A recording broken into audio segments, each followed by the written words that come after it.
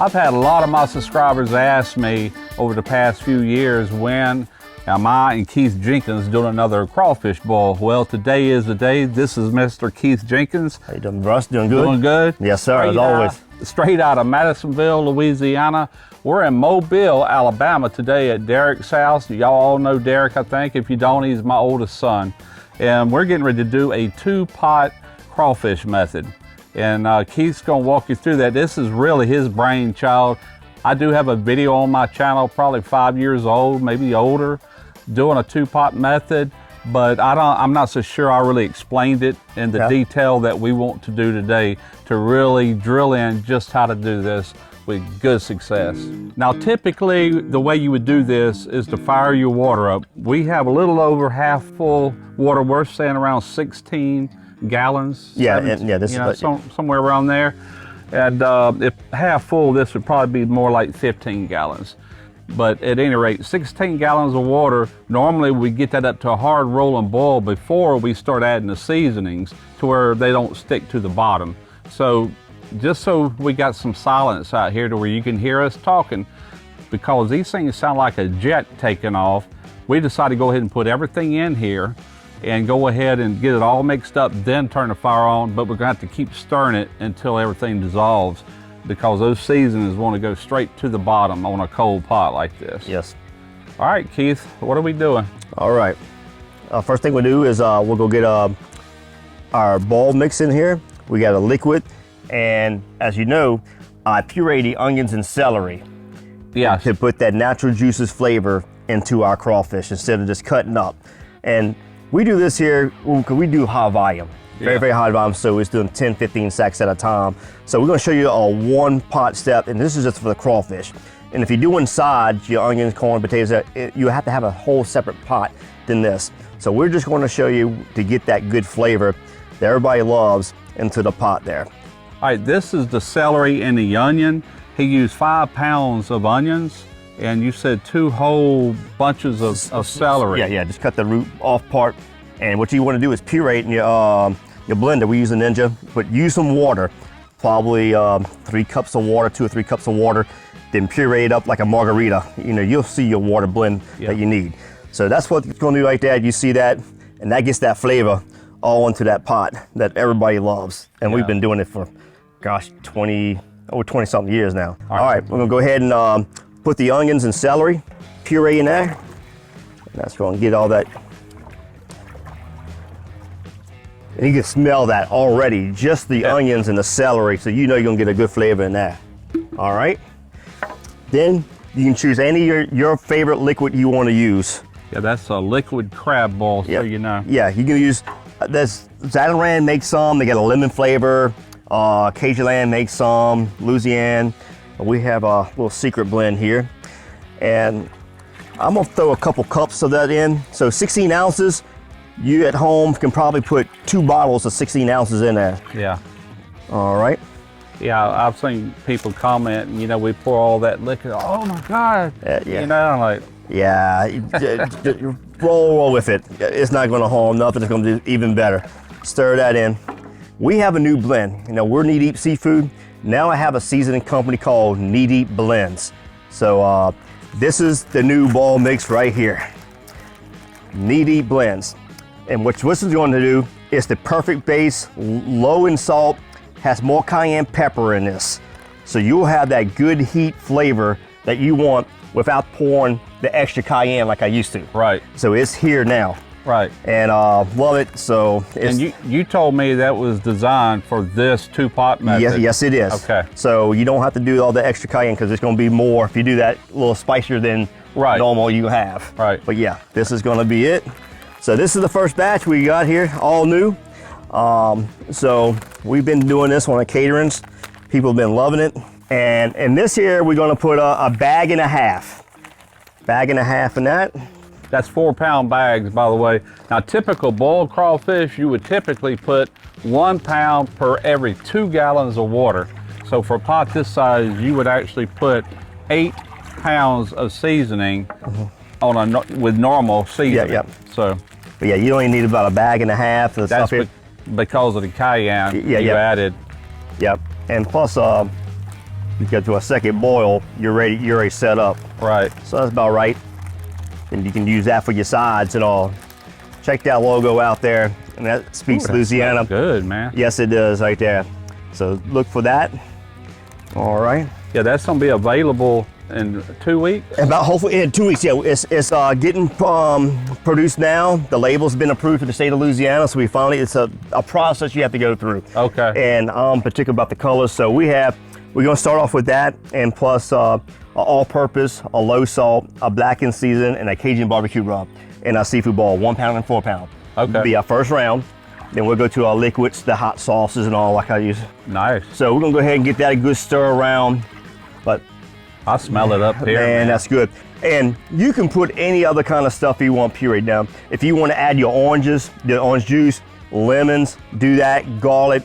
I don't do that. It's been perfect just like it is with the flavor.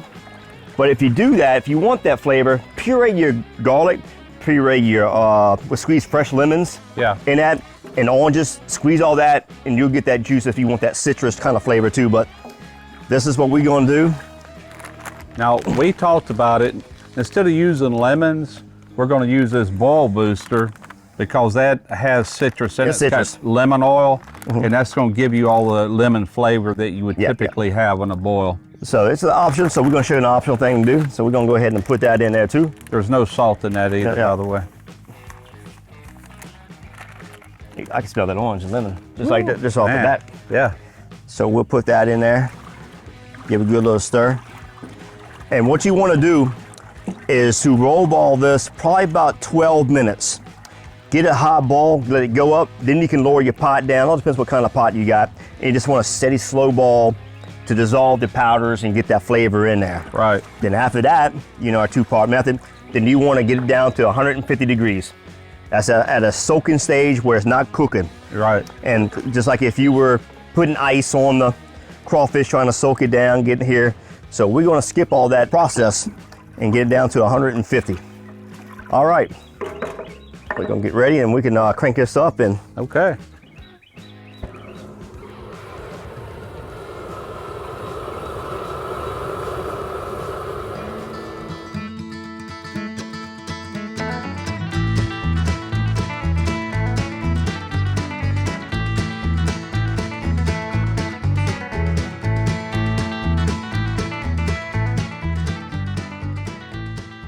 Well, we got our boiling mixture completely done here, and what Keith is doing is actually transferring all this to my 120 quart pot over here.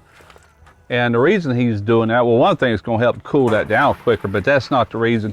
He's got to leave before we get all these crawfish done. I've got 2 sacks. He's going to stay here for 1 sack, and then he's got to go. So we decided to go ahead and transfer it to my pot. That way he can take his pot with him.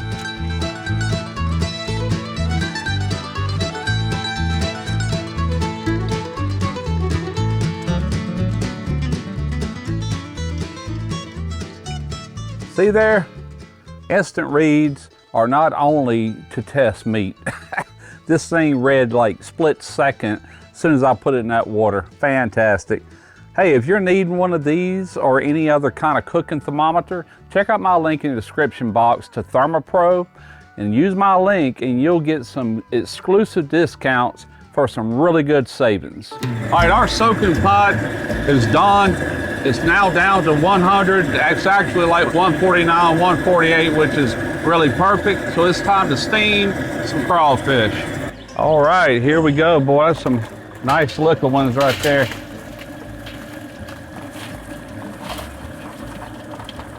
One sack, getting ready to go in.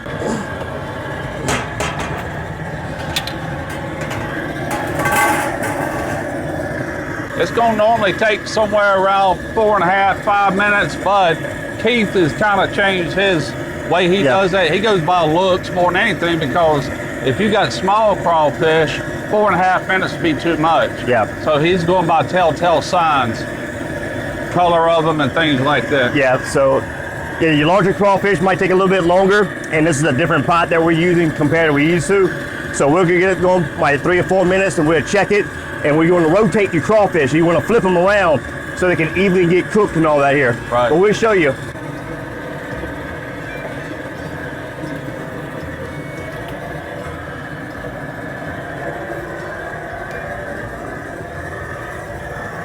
All that mud's coming out. Yeah, buddy, we getting that foam now, ain't we? Oh yeah. And you see all the mud grit coming out?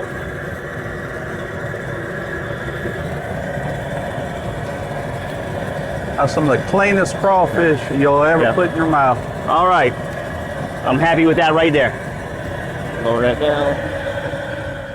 And you want to take this and kind of let them juices, that mud kind of drain a little bit. We'll give this a good stir. Get them flavors going on. Most of it you could. Yeah, we started off with somewhere around 3 inches of water, I would say. Now, there we go. All right. If you can see that, look at that. We washed it in that crawfish wash tub, everything, so it takes all the mud in and out off of that. So you're gonna get a good clean flavor of crawfish while soaking. All right, that's what I'm talking about. That meat-eat blend, you have all your cayenne pepper in that. So go follow us on Facebook there. All right, now she's at 150. So you can see they're already sunken down into the water. Yeah. Where usually they're sitting on top where the water's too hot and they're not getting there. So we're at the part where they just soaking the good flavor instead of cooking. You're at the temperature on that water where they would normally start sinking. And a lot of people will put ice on top of it, dissolve that. You don't want to do that. No. This is the quickest, easiest way. All right, we'll put a timer on for about 20, 25 minutes. Put a lid on it. Put that on. Keep that heat in there. Yep. And this here, oh gosh, I want to say back at home, I know I mentioned this before, like Kata Seafood off of Highway 190. The guy did that, showed a guy in Beatico, Mr. Jeff Murphy, how to steam, did his two-part. Then he showed my dad. Then we went to Texas, around north of Tyler, Texas, around Lake Fork, and we've been doing this method ever since. I think I did 2 regular boils that screwed up because it just don't taste right. It don't. I mean, we was raised on a regular boil. Have you ever been to a boil and as soon as you bite the crawfish, you got all that grit? Yeah. Grit, and it tastes almost like mud, man. And that's all you taste in there, you know. And we go to a lot of competitions where people will talk about that. Oh, if you don't purge, you don't put salt, don't purge crawfish and salt. That's killing them. That's been debunked years ago. And then the myth of the straight tail. Let's straighten this up here. Yeah. So when you're washing crawfish, like us, we have a restaurant and catering business. So we sort our crawfish, we wash them, and all the good crawfish go in the basket, and the dead ones go in. Yeah. All right. So you're boiling, everything's good and still alive. But sometimes when you get ready, all that's boiled, you got some straight tails. Yeah. Well, what's the cause of that here? Oh, the dead crawfish? No, they were still alive going in there. Right. So it's a part of what I did here is if it's too much compact into there. Like they were a while ago before we changed then the baskets. tails can't get out where it was. Gotcha. But it is majority, I want to say 95% of the time, your straight tail that you're going to get is a live crawfish that went into the pot. So, because most of it, I can't speak. I agree because I've eaten many straight tails. I used to believe that myth that meant they were dead because their tail didn't curl. But if they're bound up, their tail ain't got room to curl.